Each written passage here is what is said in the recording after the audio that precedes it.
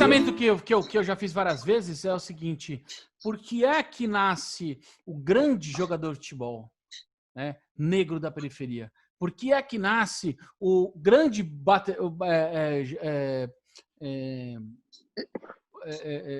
baterista, né, o preto do sul dos Estados Unidos, né, da periferia? Por que é que nasce o cara que... Então, assim, quando você olha a história dos grandes artistas esportistas, os grandes jogadores de basquete, né? Porque Já basquete bateu? já bateu. O basquete é o basquetebol nos Estados Unidos é a pelada, né? Que a gente joga, aqueles que jogam de basquete, né? Então aquele cara. Não, mas isso aí porque assim, o cara não tinha muita opção, né? Ele tinha um talento ali, um talento latente. mas e aí aí ele tem fica o dia inteiro jogando aquele troço, porque não tem outra opção na vida dele, né, bicho? Mas sempre tem um ponto fora da curva, né? O lugar, as pessoas e a hora certa, né? Para você estar aqui. Se você estiver no lugar bom, com as pessoas certas, mas a hora foi errada, você não vai acontecer também. Você pode ser o que for. Eu conheci muito cara que se dedicou pra cacete e não virou nada, porque não estava na hora certa. O lugar... Eu mesmo joguei futebol quando era moleque e né, era uma época que tinha poucos olheiros, já tinha passado aquela fase. Os caras cobravam, eram corruptos para poder colocar você num time. Eu mesmo passei numa peneira do Palmeiras, meu pai gostava de jogar futebol, me levava lá para as peneiras e tal. Eu passei numa peneira, mas tinha que dar uma grana. Então, eu estava na hora certa, no lugar certo, mas com a pessoa errada. Então, depende muito disso aí. E também tem a questão que é uma coisa muito impressionante, que é a disciplina, né? Às vezes você está no lugar certo, com as pessoas certas, na hora certa, mas você não é uma pessoa disciplinada para fazer aquilo, os caras vão te cortar, né? Olha, eu tenho sérias restrições, e o Igor pode me ajudar, ou quem tiver, o Igor pode ter a referência aí dos caras que já pensaram sobre o que eu penso, né? Para me ajudar, porque não é novidade. Eu tenho sérias restrições à palavra talento. Eu tenho pavor de gente que posta vídeo de criancinha de 3 anos tocando Mozart, como se o cara tivesse recebido um valor atribuído pré-nascimento. Concordo. Sabe por quê? Porque, primeira coisa, quando a gente determina isso, primeiro a gente está sacralizando uma coisa que só tem sentido para o ser humano. Música, esporte, fazer um bolo, levantar uma ponte. Não é algo diferente. A música, inclusive, os caras sacralizam, né? A música, ela te proporciona realmente uma emoção, um estado de espírito, mas a feitura dela é igual você fazer uma marcenaria, uma mesa. Aí fala, aí dá a impressão que quando eu estou falando isso, que eu tô diminuindo. Não. Tentando pensar que é o seguinte, é produção de sentido, isso só se dá, a gente só consegue fazer isso porque a gente comeu... Em vez de ficar comendo capim igual o chimpanzé, uma hora a gente falou, vamos cozinhar carne, os dentes melhoraram. Fire, do Rangan. Esse é um primatologista inglês que disse... que diz não foi ele que disse, na verdade foi uma chanceler da ONU. Depois de ler o livro dele, disse, cozinho, logo existo. Porque o nosso cérebro cresceu e o nosso abdômen diminuiu justamente porque quando você fala, você cita Rangan, que é porque a gente... É uma tese... E você imagina, quem só come mato, lá um chimpanzé, ou aquele orangotango, fica comendo mato o dia inteiro, você tem que gastar muito tempo do dia para acumular energia. Nós não. A hora que a gente podia comer uma comida cozida, que era um pouco mais rápido, você ingeria mais energia em menos tempo, aí lascou, porque aí você arrumou tempo livre para pensar besteira. Fazer música, fazer poesia. Legal pra caramba. Esporte. Meu amigo fala, o Vaguinho, o Vasconcelos, engraçado isso do ser humano, né? Por que a gente faz isso? Vamos correr, ver quem chega primeiro. Aí você transforma isso em Jogos Olímpicos, aí depois você inventa um carro, automobilismo, e cria um universo em cima disso. Então, só terminando esse raciocínio do talento, porque aí o cara fala, tá, então você está querendo dizer que se eu ficasse o mesmo número de horas que o Miles Davis assoprando o trompete, eu ia ser o Miles Davis? Fala, não, filho, sabe por quê? Só a maneira como você está dizendo isso, se eu ficasse 1 milhão de horas, para aquele cara que depois ficou conhecido como Miles Davis, aqueles milhões, bilhares de horas, ou 6 horas por dia, 12 horas por dia, não era um problema. Que nem você falou da dedicação, né? A disciplina. é que a pessoa, por uma série de motivos na vida, ela não tardiamente, ela descobriu qual era o entusiasmo dela. E o Mário Sérgio Cortella, o professor, filósofo, né? Mário Sérgio Cortella. Historiador, né? Sim. Não, historiador. Filósofo. Ele usa uma palavra, uma tradução legal da palavra entusiasmo. Ela me encanta mais do que talento, porque talento parece que é um gift que o cara recebe antes do nascimento num departamento, em algum lugar. É o famoso... que é inato. O entusiasmo Nasceu é o Deus pronto, que... E isso é o Deus que existe em você. Não o Deus. Aquela coisa que te entusiasma. Tem cara que é entusiasmado em fazer churros, e ele faz churros igual o Miles Davis toca trompete, mas pro cara ficar enrolando churros é uma alegria, bicho. Mas tem uma palavra legal, puxando por isso, que é o animado, né, cara? 3 vezes. Vai lá, Mário. Não tem aquela frase que já aconteceu comigo. Tem uma vizinha da casa lá dos meus pais, na freguesia, que uma mulher falou assim, eu lá tocando bateria que nem um louco, 15 anos estudando já tocava nos bares, não sei o quê, e me fudendo, e 8, 10 horas por dia tocando, indo para a escola, voltando, pesquisando. Chegou a vizinha lá do lado e falou, vem cá, você toca bateria aí, né, que eu escuto? Eu falei, toco. Ele falou, você precisa ver meu neto. Meu neto tem 14 anos, você precisa ver. O que dá na mão dele, ele toca. Então é mais ou menos isso, né? O cara, assim, meu filho já nasceu sabendo. Você tá se fudendo aí, né? Mas meu neto... Daqui a 15 anos, deixa me fudendo na escola, 10 horas por dia estudando, que eu estudava 10 horas por dia, né? Você tá ligado, né, Daniel? Você faz isso também. Cara, mas eu ia falar isso. Por exemplo, a gente estava conversando anteriormente aqui, falando do Marquinho, né? Marquinho foi meu primeiro professor de guitarra, né? O Klein. E ele é um absurdo. Mas o Klein, ele falava assim para mim, já era um absurdo. Quando eu tinha 18 anos, ele falava, o Steve estuda 10 horas por dia. Eu tenho que estudar 10 horas por dia. Ele estudava. Quando eu conheci, Mário, há 25 anos atrás, você ficava trancado naquela porra daquele quartinho, bicho. Você ficava 5 horas por dia ali, 6 horas. Fora que você estudava de borracha. Tem uma técnica para você internalizar um time. Por exemplo, você tem que tocar os mais lentos e os mais rápidos são os mais difíceis. Aquela média entre 80 e 120 é o mais fácil. Mas se você baixar de 80 e subir de 120, começa a complicar. Até tem uma piada, né? E aí, você tá tocando bem? Eu tenho 3 probleminhas só. Lento e rápido. O resto eu vou bem. Então, esse problema, esses 3 problemas... Agora, o que acontecia? Tem um estudo que você pegar um andamento, por exemplo, a 50, que é super difícil, ou a 60, pegar um único padrão rítmico, sem virada, sem trocar se começou no chimbal, vai no chimbal, se começou no prato de condução, vai no prato de condução, se é surdo, vai no surdo.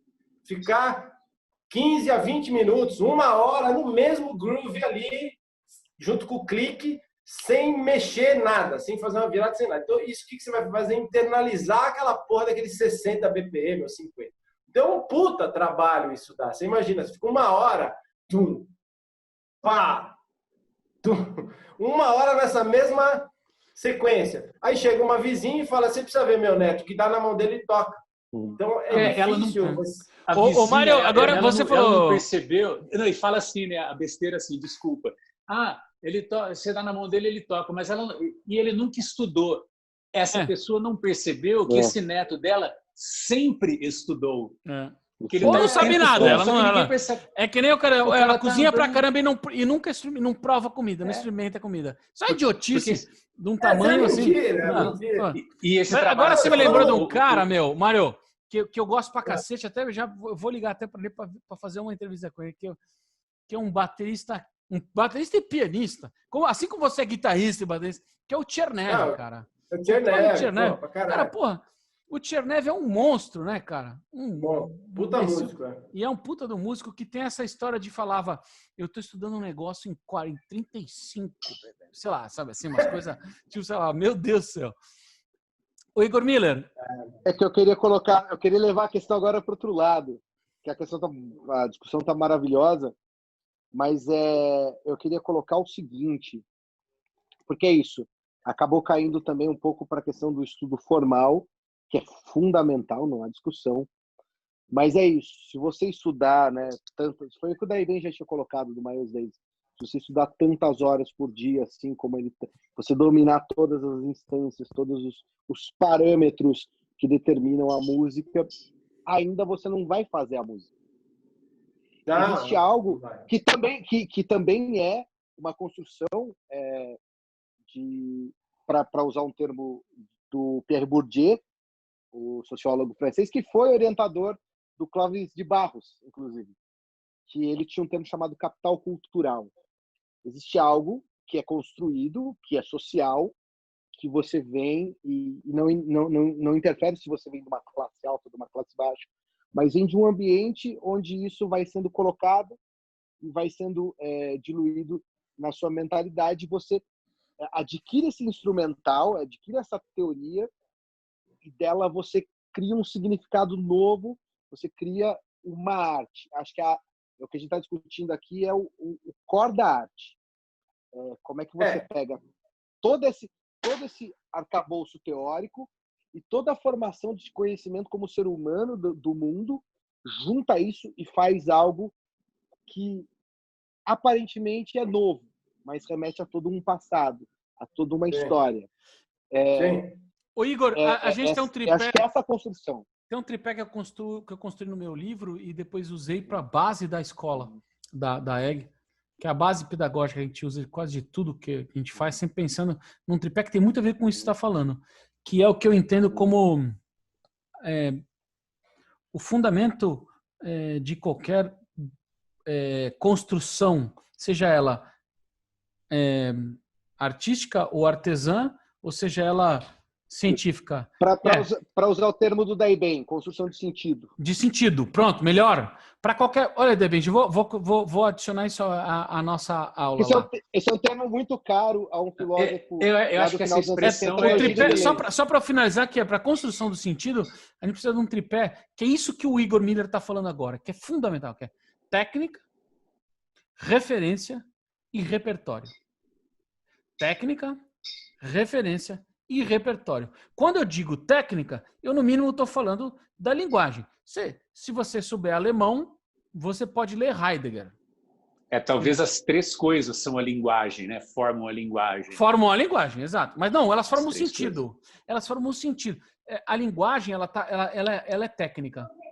A referência, ela te dá, por exemplo, eu posso te falar. Mas aqui, a linguagem é técnica.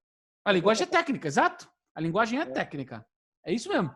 Agora, para eu entender o que você está falando, eu preciso de referência. Porque quando você diz assim, eu cito Heidegger no livro para dizer só porque é mais fácil, mas só é possível filosofar em alemão. Eu não entendi o que ele quis dizer. Porque eu não tenho referência para entender o que ele quis dizer. Simplesmente não entendo o que ele fala. Se você continuar no texto, você vê que ele está falando que só pode filosofar em alemão e em grego arcaico. Tá bom isso. Mas, né, Igor? E repertório, se eu não ler um tanto de Heidegger, eu não consigo compreender. Aí não tem sentido, né? Como disse o arcabouço do pensamento. Portanto, jazz é isso. Eu falo uma coisa eu uso muito essa frase. Ana, você pode achar na internet, tem muito eu falando isso. Do Dave Brubeck, ele diz: jazz é assim, a gente estuda a vida inteira, horas e horas, depois esquece tudo e toca. Então, pombas. Mas é porque aí todo esse construto que você tem de anos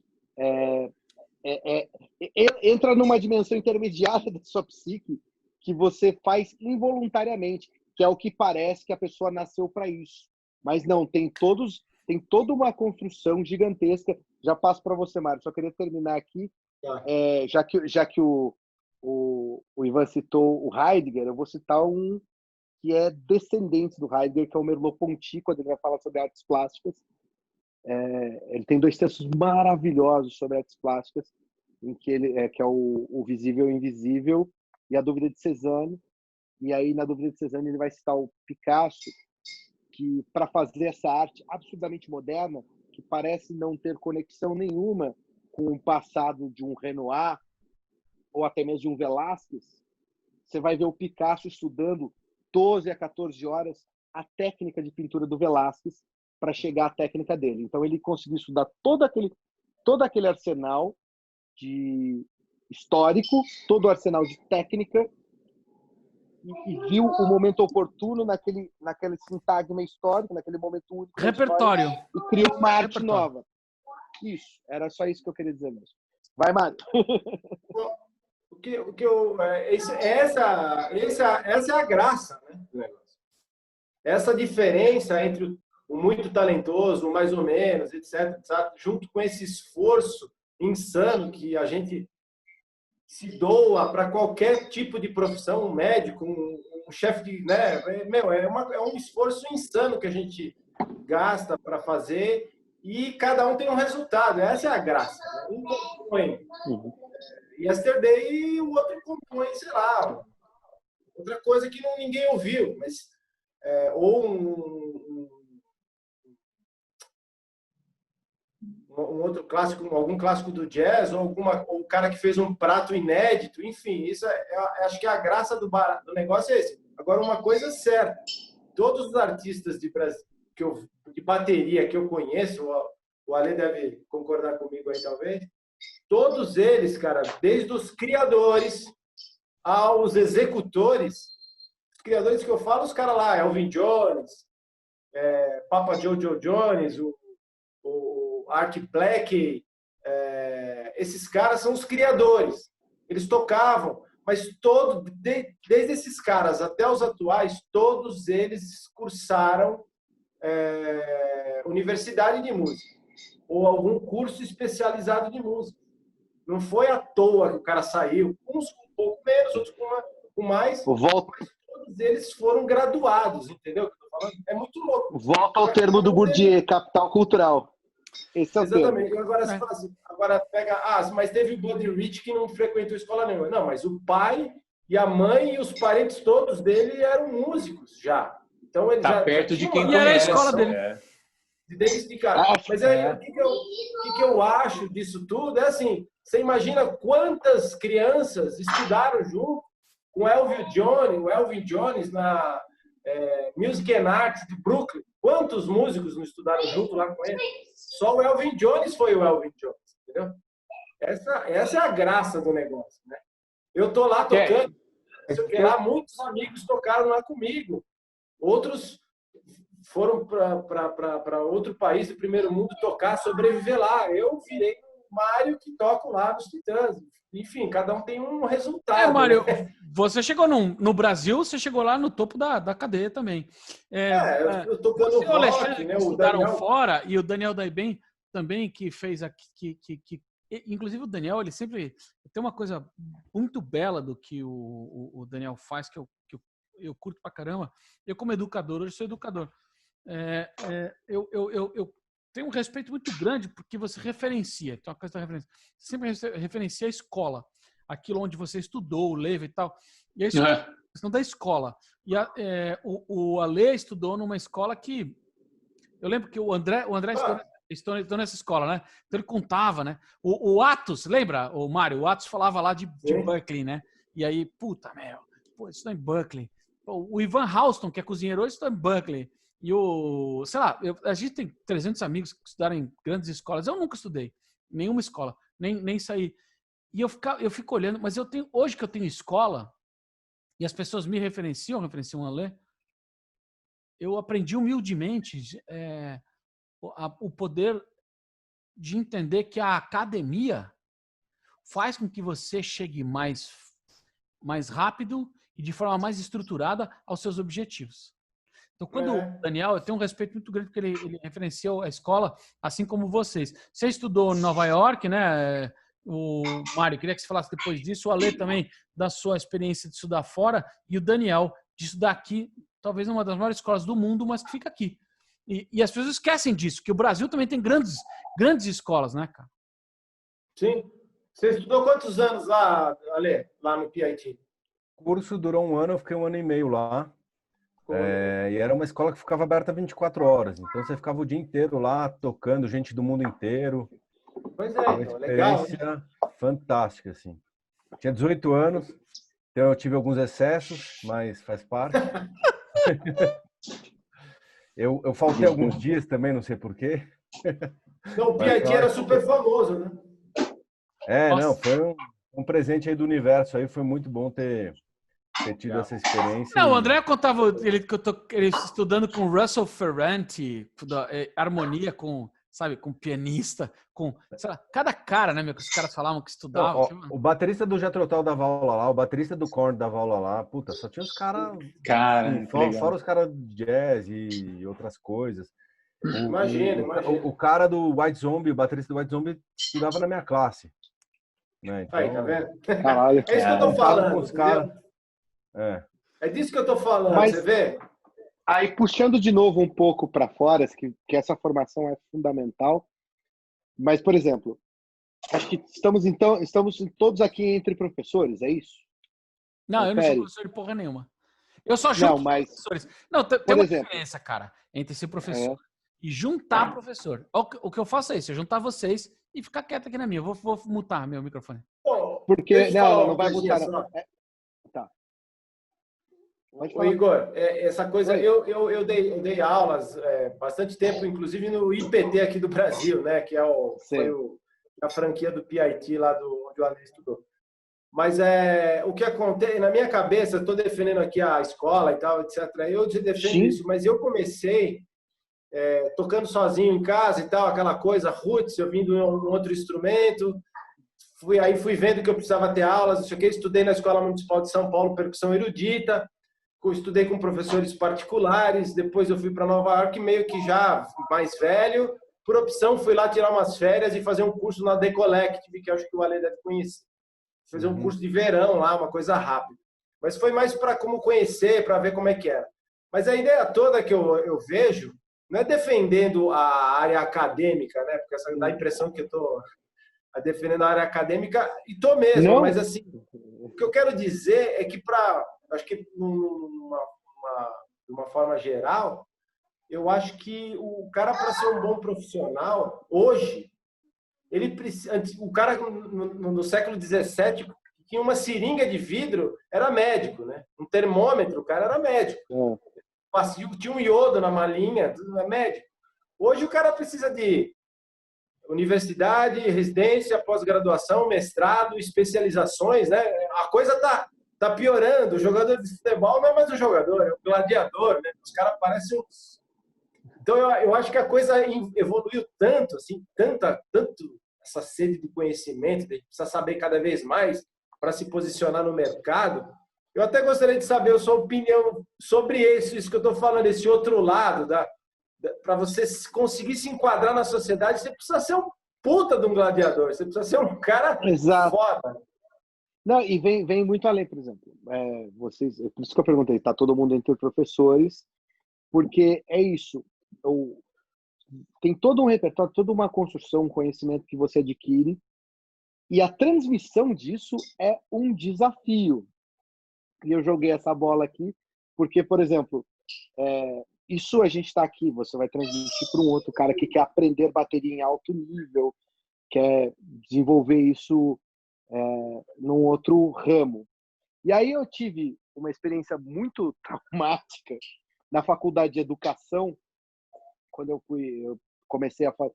terminei a minha graduação, fui começar a fazer a faculdade de educação, e aí você tem a pedagogia, né, didática, essas coisas, e eu percebi que a transmissão do conhecimento, não interessa o volume e o domínio que você tem, é um desafio absurdo. É um desafio que você tem que ter uma coisa que é sua. Não é só o que você aprendeu de técnica, é uma transição. E aí vem de encontro justamente querer jogar a bola pro Daibem, que ele conseguiu durante alguns anos uma coisa mágica, quase terapêutica dentro do rádio, que é transmitir esse conhecimento absurdo que a gente tem, que vocês têm, para o ouvinte leigo, e o ouvinte ouvir e falar assim, realmente eu percebi isso, eu percebi aquilo. Tornar esse conhecimento universal e acessível a todos. Esse desafio, não há estudo formal que ensine. Isso é a minha experiência na didática. Que eu não sei se vocês já tiveram a oportunidade de ter ouvido Sala dos Professores, mas era isso. Era conseguir colocar com uma simplicidade essa complexidade que vocês passaram 10, 12 horas estudando. E essa é a dificuldade que eu tenho para, de repente, passar algum conceito filosófico. Eu queria fazer uma sala dos professores aqui. Eu queria fazer uma sala dos professores que eu tenho um fetiche com isso. Mas, enfim, o Daibem pode ajudar a gente. Eu queria falar o seguinte, Daibem. Eu já até num passado muito remoto, não sei se o Daniel lembra, mas eu mandei um e-mail para ele. Você não tem uma intenção de transformar isso numa apostila, em algo? Porque eu não queria... O conhecimento eu estava aprendendo ali enquanto eu ouvia, mas eu queria saber o método que você fazia para conseguir tornar isso direto. Isso é um dom, né, cara? Dom foda. É um dom. Não, você viu isso? A gente volta para a ideia do dom. Não é dom. Mas então, aí eu já quebro a ideia do dom agora.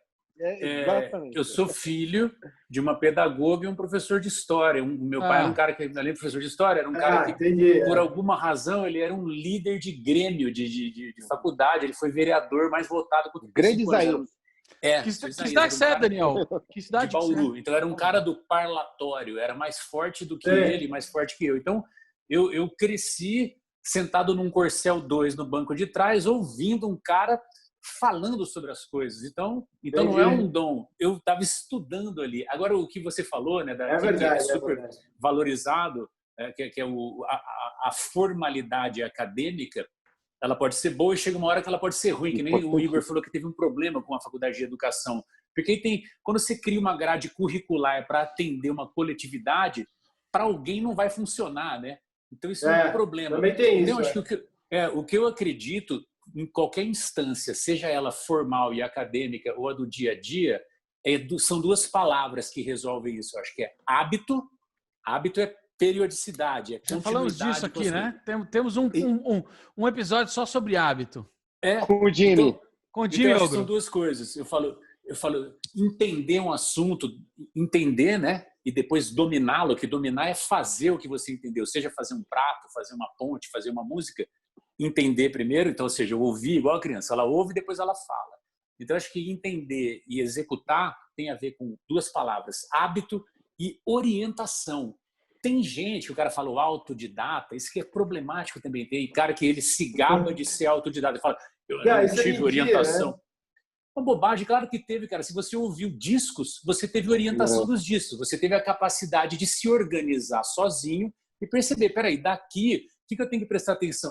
Cara, por um tempo, eu não sou baterista, eu tenho um kit de bateria em casa porque eu acho muito importante bater lá na minha, sem a minha formalidade. Eu não estudei paradiddle, não estudei os rudimentos, mas eu acho muito importante para minha guitarra, para o meu canto, eu tocar um mínimo de bateria. Eu nunca tive bateria, mas a vida inteira os meus amigos tiravam a sarra, Daniel fica dublando bateria aí no ar, não sei o quê. Eu estava estudando e não sabia. O dia que eu sentei num bumbo, uma caixa, um chimbal, claro que eu não teria, eu teria que estudar a pinça, as coisas. Mas eu sabia, porque quando eu tinha 9 anos eu ouvia lá o Creatures of the Night do Kiss. Tum, tá, tum, tum, tá, tum, tá, tum, tá, tagadum. Ah, não é tá, tagadum, é tá, tagadum. E você sabe por isso, porque é tá, tá, tá, tá, tá, tá, tá, tá, tagadum. São os paradiddles.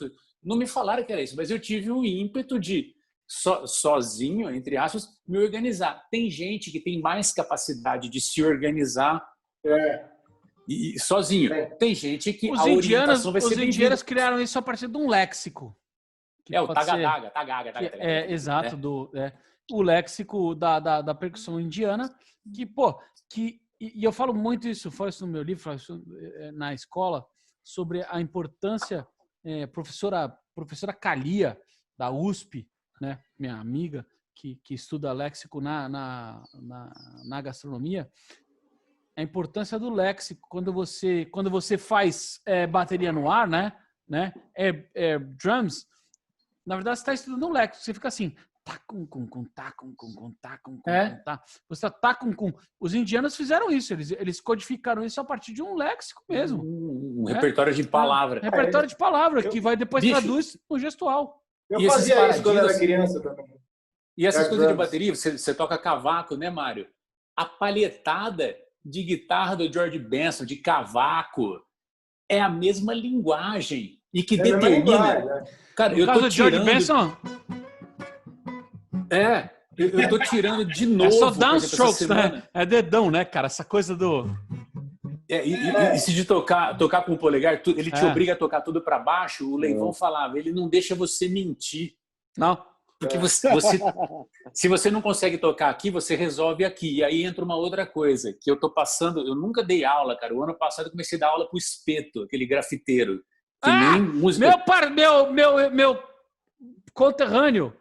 Desde criança, a gente era da Zona Norte. Santana. Da mesma avenida dos mesmos amigos de infância. Então, e ele gosta... Ele tem aula comigo e com o Otaviano. Então, aí choca as coisas, porque o Otaviano traz os livros, as peças.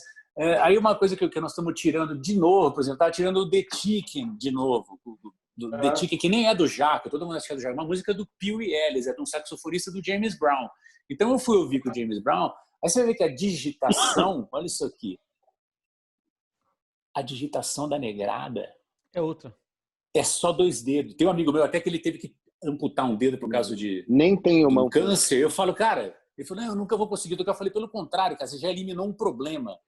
Porque para Gary tocar, Moore, cara. Gary Moore. Hã? O Gary Moore só tocava com esses 2 dedos. Mas é a linguagem, porque claro, se você for tocar uma coisa de erudito, se você for tocar o Yngwie Malmsteen, as coisas que o Kiko Loureiro toca com o Megadeth, a visão do braço é 4 pés andando, né?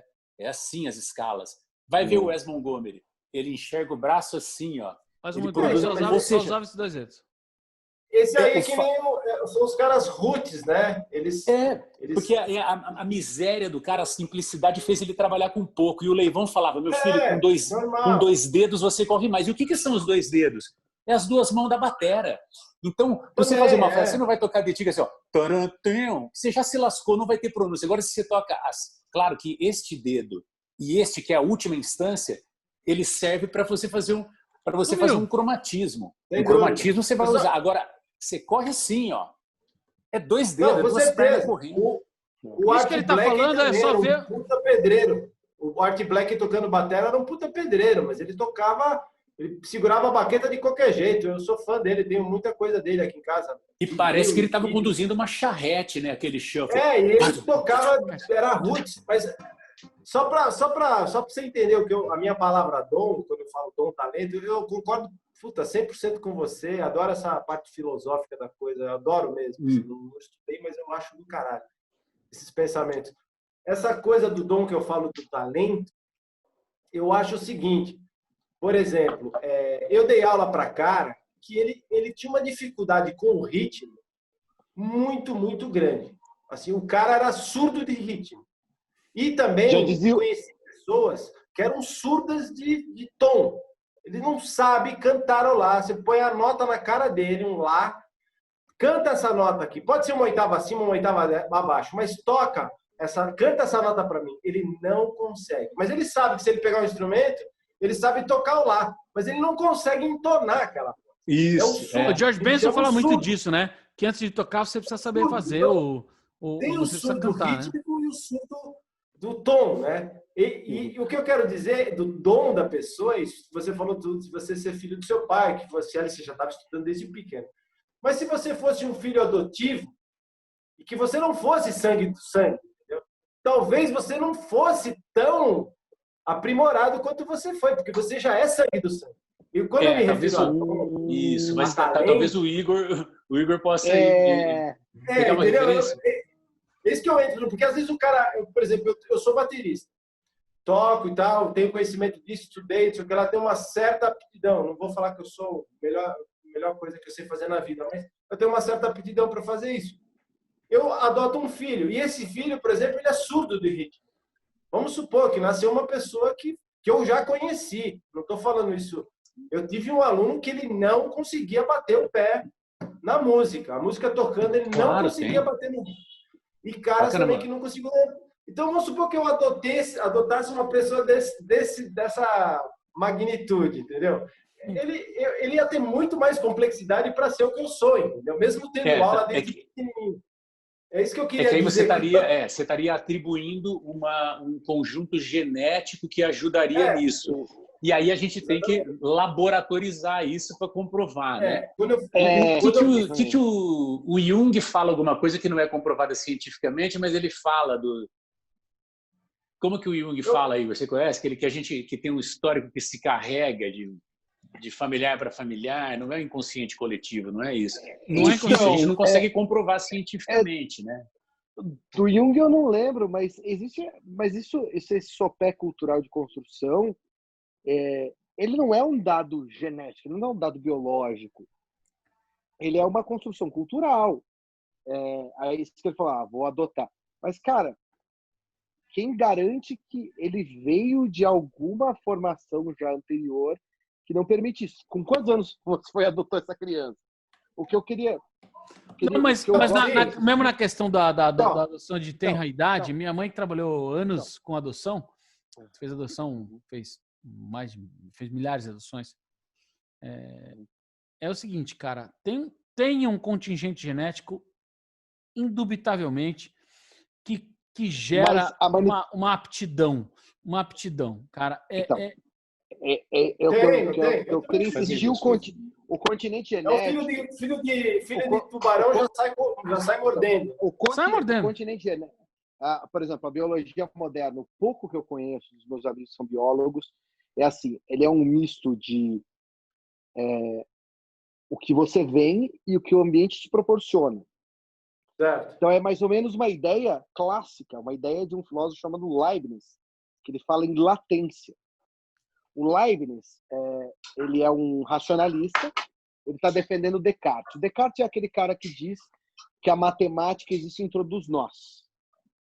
Aí aparece um outro filósofo empirista chamado John Locke, que fala assim, bom, se a matemática é em todos nós deveríamos saber matemática, no entanto eu sou péssimo. Aí o que o Leibniz falava? Existe uma latência, uma predisposição a você desenvolver a matemática. Você desenvolve ou não.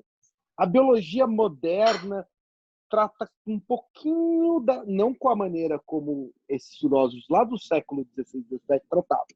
O que ele fala é o seguinte: você nasce com algumas condições que fazem você biologicamente se desenvolver, dos quais você pode ser mais apto a uma coisa ou outra. Mas quem vai determinar é o ambiente onde você é criado.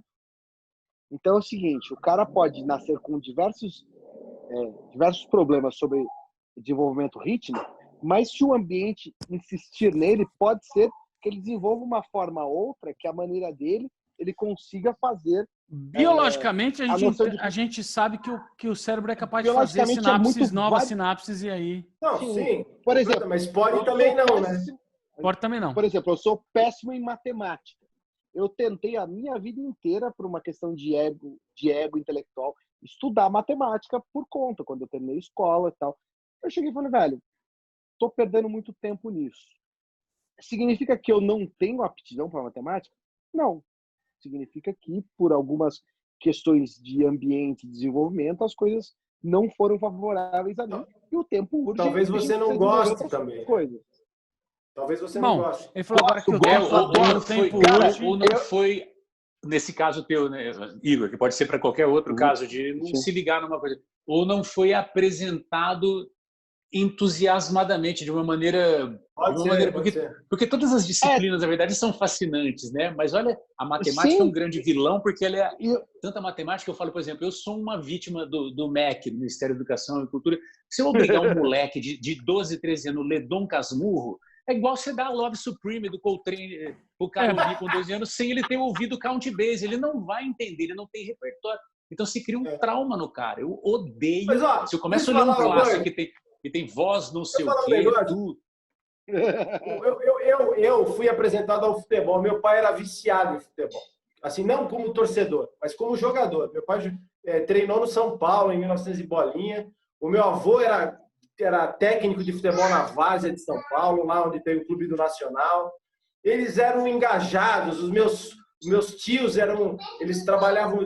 Tinha um tio meu, um primo do meu pai, que era tesoureiro da Federação Paulista de Futebol, lá na Marquês de São Vicente. Eita! Os caras eram engajados no negócio. E assim, o meu pai me ensinava. Meu pai era quarto zagueiro e ele sabia chutar uma bola, ele gostava, ele me levava, ele me apresentava, isso que o Daniel falou, com entusiasmo.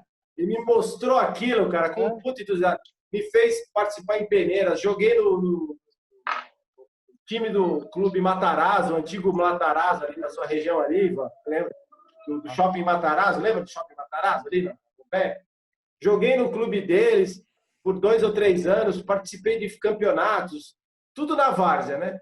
E eu saí de lá e falei, meu, não quero mais fazer esta merda, não gosto, eu não me vejo fazendo isso, não gosto de ficar chutando bola e participando de... Sabe, é muito louco isso, porque foi me apresentado com puto entusiasmo e eu abandonei aquilo. Você não quis, com 16 anos. Não, tudo isso tem a ver com ritmo, né, cara? Tudo isso tem a ver com o... Pro meu pai, foi um desastre, manja. Falou, o que, você vai ser músico? Eu falei, música já tô tocando. Para ele foi um... Entendeu? E é muito louco isso, porque me apresentaram a música com nenhum entusiasmo, zero. Não, larga isso que isso não presta. E o futebol era me apresentado com um puta negócio da China, né? Cara, tudo isso tem a ver com tempo, tudo isso tem a ver com pulso, com o tanto que a gente pulsa na vida. O pulso tem a ver Pois é verdade. O pulso tem a ver com que a gente... O tempo que as coisas acontecem, mas também tem a ver com o tanto que a gente se empenha para aquilo. Eu queria agradecer vocês. A gente está já há 1h30 aqui conversando. Dizer que sempre é sensacional. Vocês estão mutados. Eu muto quando a gente vai finalizar, porque senão... Eu estou desmutado. Você está desmutado. Mas você é o dono do programa, né, o Igor Miller? Não. Então você pode. Eu queria dizer o seguinte para o Daniel Daibem. Daniel, queria te agradecer muito por esse momento aqui. Eu já me arrebentei no uísque aqui, tô bêbado. Porque esse programa é para a gente ficar bêbado. Você é um cara que a gente tem um respeito imenso, sempre. Eu fui a vários shows seus. Você fez vários shows, inclusive em restaurantes de amigos meus, que são memoráveis e tal. O jazz, assim como a vida, compartimentam a nossa possibilidade de expansão. Eu sou um apaixonado, o Mário sabe. O Mário é um puta batera, mas ele é um guitarrista de blues impressionante. Impressionante. E a gente comunga do mesmo amor pelo blues. A gente passou anos tocando blues. Eu, por mais que goste de música, de todo tipo de música, não consigo. Sou um músico de blues. Toquei blues a vida toda, no Brasil inteiro, no mundo inteiro, inclusive. E eu queria te falar uma coisa, Daniel. Tem um cara que chama Big Bill Brunsey. Big Bill Brunsey. Primeiro você precisa avisar ele para ele desmutar, porque vou desmutar ele. Desmuta aí, Daniel. Tem um cara que chama Big Bill Brunsey. Você tem que desmutar. Pronto, desmutou. Já, tá me ouvindo? Tô. Tá me ouvindo? Big Bill Brunsey era um desses caras que cresceu colhendo algodão e que... Porque o blues é um grande emulador da vida. A vida é muito simples, assim como é o blues. 3 acordes. Apenas 3 acordes e mais nada. E a gente tem que viver em torno daquilo. Quanto mais difícil ou seja, quanto mais duro talvez mais criativos a gente possa ser, né? Porque aquilo que te constrange, que te restringe, não constrange, mas te restringe, talvez seja o maior tesouro que você tem. O jazz é assim e o blues é mais. E Big Bill Brunsey fez uma música, cara, que só ele conseguia tocar. Eu vou tentar tocar um trechinho aqui para vocês verem como o Eric Clapton tentou emular isso com 2 pessoas. Ele tentou fazer isso, né, gravou lindamente no acústico. Ele e o Andy Fairweather tocando, né? A mesma coisa que uma música que não tinha letra de tanto que o Big Bill Brunsey, aquele homem enorme, com uma mão gigante. E uma sensação de ritmo. Aí é que eu quero chegar. Uma capacidade de sensação de ritmo que é inatingível, que é...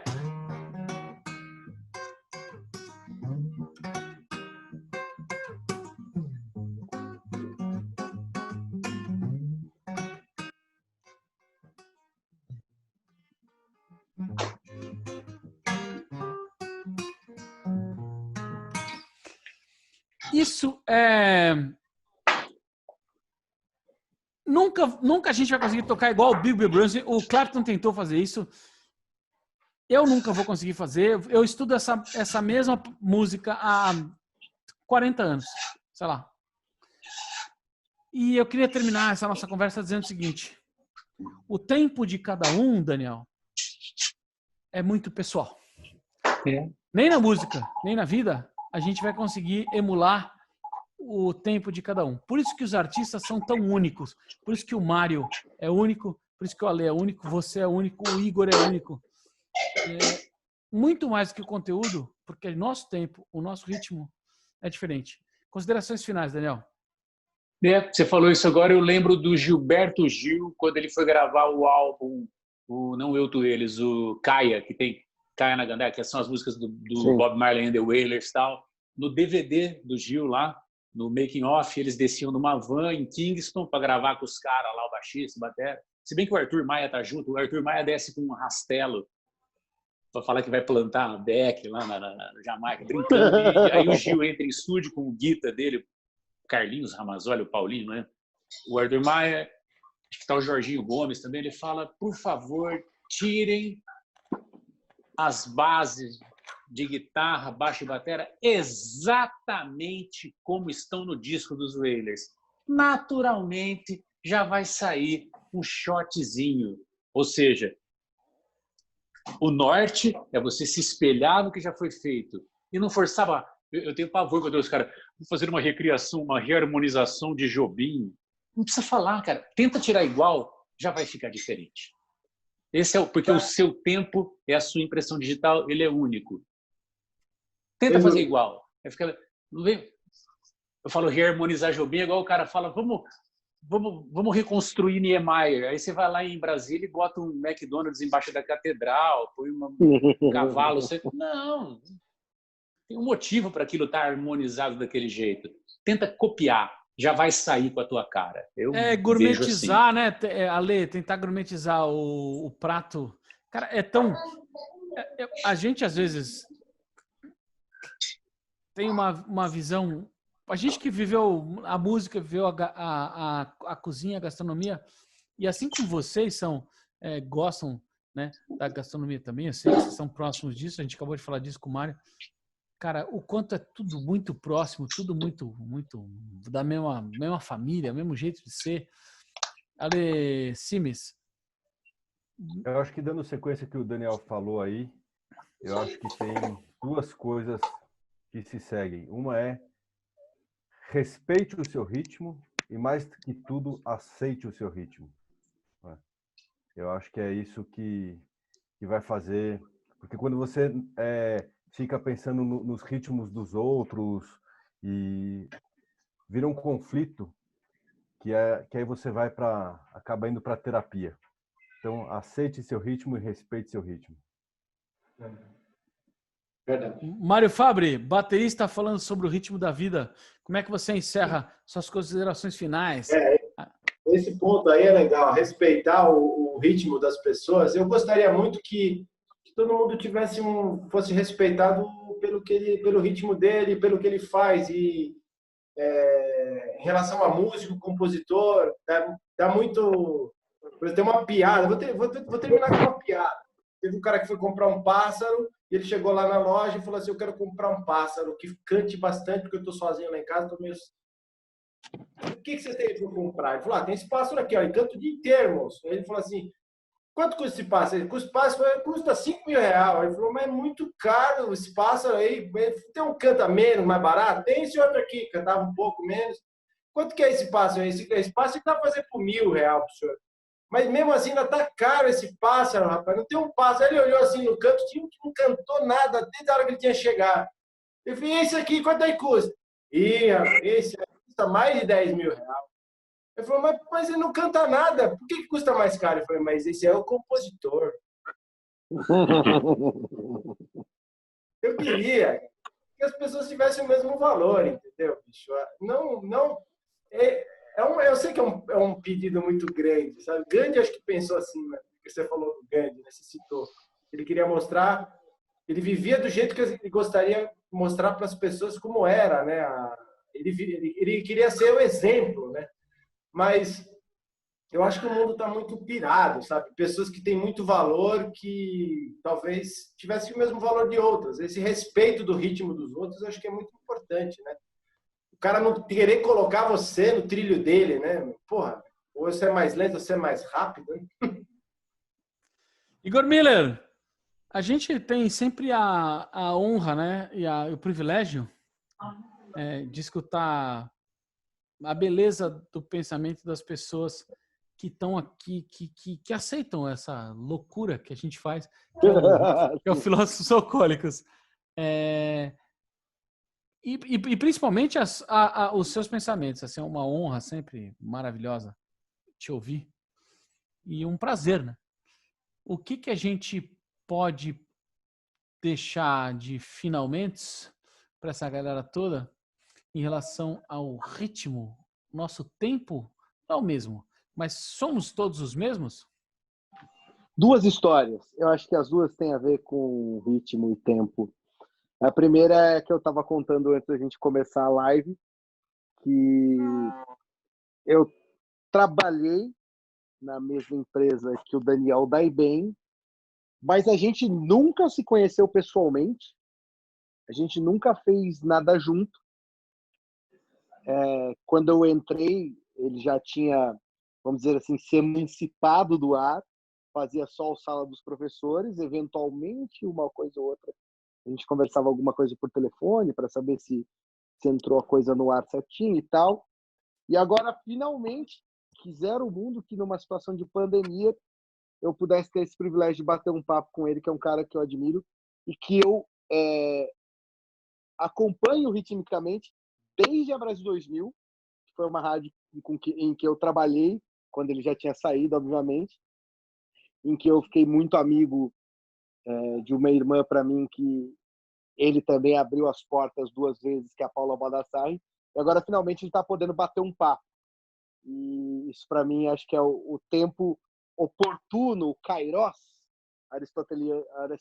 aristotélico que a gente falou em alguns momentos, chegou finalmente. A outra coisa, para finalizar, 80 anos de João Carlos Martins, um dos maiores intérpretes ao piano de Johann Sebastian Bach, assim como Glenn Gould, também outro grande intérprete, que se evidencia a diferença da interpretação dos dois justamente por uma coisa muito simples. Quando Johann Sebastian Bach compunha as músicas, a dimensão do tempo ainda não era muito clara nas partituras. Então isso dá liberdade para eles se expressarem como cada um se expressou, e os dois se expressaram de maneira maravilhosa, e os dois estão né, no panteão da história da música. E o João Carlos Martins, semana passada, fez uma live linda em que ele pôde voltar a tocar. João Carlos Martins, acho que a gente pode fazer um filósofo só sobre ele e convidá-lo, inclusive. Vou começar já a Se procurar. você tivesse contato, eu vou chorar. Cara, você me conhece, você sabe que a gente acha o que for preciso. A gente traz. Agora, o João Carlos Martins, ele não é só um grande pianista, ele é um ser humano excepcional, porque ele demonstra a capacidade que o ser humano tem de se superar e se ressuperar e superar de novo e de novo e de novo, né? Eu perdi um dedo, 2, 3, 4, 5, depois ele perdeu as 2 mãos e ele, quer dizer, porra, o Daniel falou isso aqui sobre eu vou tocar só com 2 dedos, né, bicho? Bom, nós falamos de Black Sabbath e o Tony Iommi, Django Reinhardt. Tony Iommi, né? Quer dizer, então assim, a capacidade que a gente tem de superar. Então, o tempo, senhoras e senhores, o tempo é uma criação divina, talvez, de Deus, se ele existir, quem sabe, a gente não sabe, nós falamos sobre isso ainda aqui. Mas o ritmo talvez seja uma criação do diabo. Será que ele existe também? Não sei, nós nunca falamos sobre isso aqui. Talvez o ritmo seja uma criação dos seres humanos. Eu não sei, mas a gente vai descobrir isso aqui. O ritmo é o contínuo da existência. Pode crer. Eu não tenho palavras para agradecer vocês pelo tempo que vocês dedicaram a comungar conosco, a compartilhar conosco seus pensamentos são íntimos. Os pensamentos que a gente compartilha aqui são íntimos, são profundos. Eles têm a ver com a intimidade de cada um de nós. Então, eu tenho muito a agradecer a vocês. Daniel, muito obrigado. Obrigado a vocês todos, pelo amor. Obrigado aí. Mário, prazer obrigado. Em conhecer a Lê, Igor. Grande abraço aí. Um abraço, Mário. Prazer. Eu quero ver o Mário tocando guitarra, agora que eu não sabia dessa. Cara, você tem que ver o Mário tocando. Cara, é sério, ele toca muita guitarra, não é brincadeira. É o que o Djalma Lima, ele falou pra mim, ele viu o vídeo, ele mandou uma mensagem pra mim, você é guitarreiro. É isso aí que eu sou, guitarreiro. Muito bem. Quantidades absurdas. Sempre, filósofos alcoólicos, estamos filosofando alcoolizados. Um beijo grande para vocês e até já. Tamo junto.